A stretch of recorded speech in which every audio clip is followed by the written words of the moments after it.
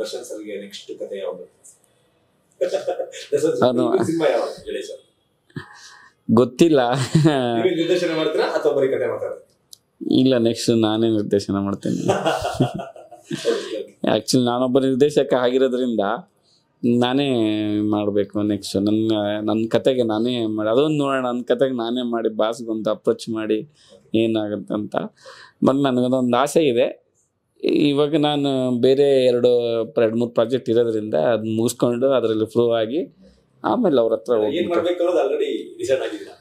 ನನಗೊಂದು 2 ಐಡಿಯಾ ಇದೆ. ಆ ಐಡಿಯಾ ನಾನು ಇವಾಗಲೇ ತೆಗ್ದಿಟ್ಟಿದ್ದೀನಿ. ಇದು ಬಾಸ್ಗೆ ಆದ್ರೆ ಮಾತ್ರ ಇದು ಸರಿ ಹೋಗುತ್ತೆ, ಇನ್ಯಾರಿಗೂ ಸೆಟ್ ಆಗಲ್ಲ ಅಂತ. ಯಾಕಂದ್ರೆ ಹತ್ರದಿಂದ ನೋಡಿದ್ದೀನಿ ಅವ್ರಿಗೆ. ನನಗೆ ಎಷ್ಟು ಕತೆ ಬಗ್ಗೆ ಟೆನ್ಷನ್ ಇಲ್ಲ. ಬಾಸ್ಗೆ ಏನು ಮಾಡ್ಬೇಕಂತ ನಾನು ಆಲ್ರೆಡಿ ಏನು ಮಾಡ್ಬೇಕಂತ ಐಡಿಯಾ ಇದೆ.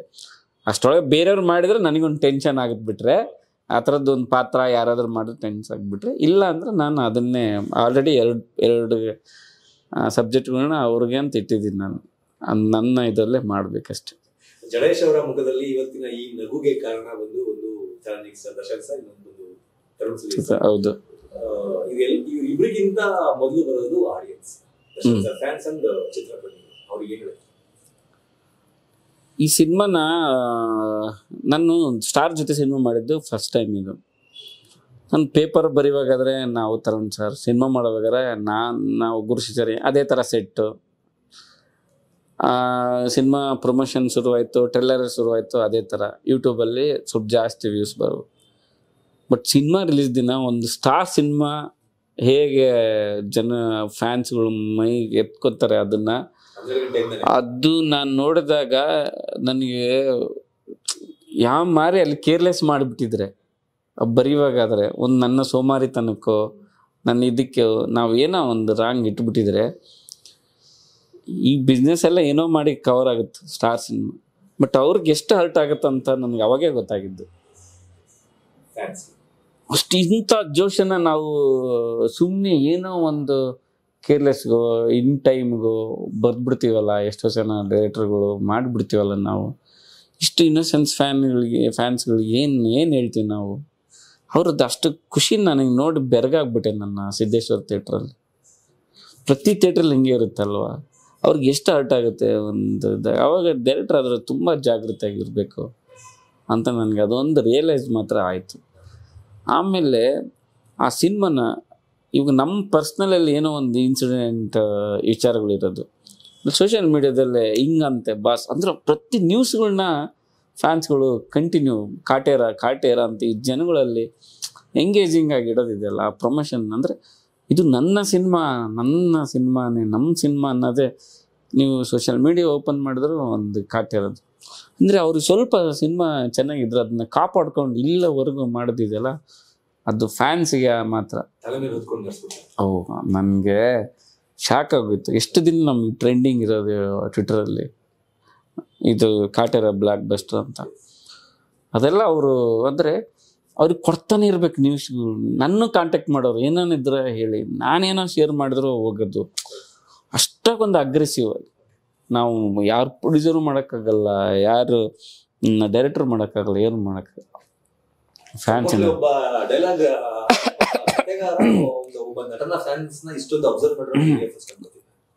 ಗೊತ್ತಿಲ್ಲ, ನನಗಂತೂ ಎಕ್ಸ್ಪೀರಿಯನ್ಸ್ ಆಗ್ಬಿಡ್ತು ಈ ಸಿನಿಮಾದಿಂದ. ನಾವು ಇವಾಗ ನಾನು ನೆಕ್ಸ್ಟ್ ಬರಿತಾ ಇದ್ದೀನಲ್ಲ, ನಾನು ಇವಾಗ ಫ್ಯಾನ್ಸನ್ನೇ ಮೈಂಡಲ್ಲಿ ಇಟ್ಕೊಳ್ಳೋದು. ನನಗೆ ಅಲ್ಲಿ ಥಿಯೇಟ್ರಲ್ಲಿ ನೋಡೋ ಅವ್ನು ನೆನ್ಪಿಟ್ಕೊಂಡ್ಬಿಡ್ತೀನಿ ನಾನು. ಅವ್ನಿಗೆ ಎಷ್ಟು ಹರ್ಟ್ ಆಗುತ್ತೆ ಗುರು, ನಾವು ಏನೋ ಇಲ್ಲಿ ಇದು ಮಾಡೋ. ನನಗೆ ಏನೋ ಸೋಮವಾರತನ ಬಂದರೂ ನಾವು ಮಾಡಬಾರ್ದು, ಏನೋ ಈಸಿಯಾಗಿ ಹೋಗ್ಬಾರ್ದು, ಪ್ರತಿಯೊಂದು ಇದನ್ನು ಇಂಪಾರ್ಟೆಂಟ್ ಅಂತ ನನಗೆ ಅವ್ನು ನೆನಪಾಗ್ತಾನೆ. ನಾನು ಈ ಜರ್ನಿಲಿ ಸರ್ ಯಾರು ಫ್ಯಾನ್ಸ್ ಒಂದು ಬಂದು ಹೇಳಿದ್ದು ಅಥವಾ ನೀವು ತಕ್ಕೊಂಡಿದ್ದು ಅಥವಾ ನಿಮಗೆ ಅದು ತುಂಬಾ ಜನ ಅಂದ್ರೆ ಅವ್ರಿಗೆ ಹೇಳೋದು ಗೊತ್ತೆ. ನಾವು ಅದೆಲ್ಲ ನಮ್ಮ ಬಾಸಿಗೆ ಒಂದು ಒಳ್ಳೆ ಸಿನಿಮಾ ಕೊಟ್ಬಿಟ್ರೆ ನಾನು ಯಾರು ಕೊಡೋಕ್ಕೆ, ಅವ್ರು ಹೇಳೋದ್ರಲ್ಲೇ ಆ ಎಕ್ಸೈಟ್ಮೆಂಟು ಸರ್. ಇದು ಅಂದರೆ ಅವರು ಯಾವಾಗ ಪೋಸ್ಟಲ್ಲಿ ಜಡೇಶ್ KMP ಬಿತ್ತೋ, ನನ್ನ ಗುರು ಶಿಷ್ಯರು ಒಂದು ನೋಡಿದ್ರಲ್ಲ, ಅಲ್ಲಿಂದ ನನಗೆ ಮೆಸೇಜ್ ಮಾಡೋಕ್ಕೆ ಶುರು ಹೋದ. ಸರ್ ನೀವು ಅಂದಮೇಲೆ ಏನೋ ಇರುತ್ತೆ ಈ ಸಿನಿಮಾದಲ್ಲಿ, ನೀವು ಅಂದಮೇಲೆ ಏನೋ ಇರುತ್ತೆ, ಇದಿರ್ತದೆ ಹಂಗೆ ಹಿಂಗಂತ. ನಾನು ಸುಮ್ಮನೆ ಮೆಸೇಜ್ ನೋಡಿ ಇದು ಮಾಡ್ತಾಯಿದ್ದೆ. ಬಟ್ ಅದಾದಮೇಲೆ ನನಗೆ ರಿಪ್ಲೈ ಬಂದವಲ್ಲ, ನಾವು ನಿಮ್ಮ ನಂಬಿದ್ವಿ, ಬೇರೆ ಥರ ಇರುತ್ತೆ ಅಂತ ಅದನ್ನ ಪ್ರೂವ್ ಮಾಡಿಬಿಟ್ರಿ. ನೆಕ್ಸ್ಟ್ ನೀವು ಬಾಸ್ಗೊಂದು ಸಿನಿಮಾ ಮಾಡಬೇಕು, ಆಮೇಲೆ ಒಳ್ಳೆ ಕತೆ ಕೊಟ್ರಿ ನಮ್ಮ ಬಾಸಿಗೆ ಅಂತ. ನಾನು ಯಾರು ಕೊಡೋಕ್ಕೆ, ಅದೆಲ್ಲ ಆಗಿದ್ದು ಅಷ್ಟೇ. ಅಂತ ಕ್ರೆಡಿಟ್ ಏನಿದ್ರು ತರುಣ್ ಸರ್ದು ಅಷ್ಟೇ.